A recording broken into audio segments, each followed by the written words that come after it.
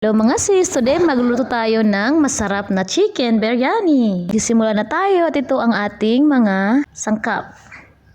Ayan na, mainit ang ating oil at saka ating butter. Lagyan natin ang ating onion, dalawang laurel leaves. Lagyan natin ang ating spices. Haluin natin mabuti. Lagyan natin ang ating grated garlic and ginger. Lagyan natin ang ating manok. Lagyan natin ang ating powder ingredients.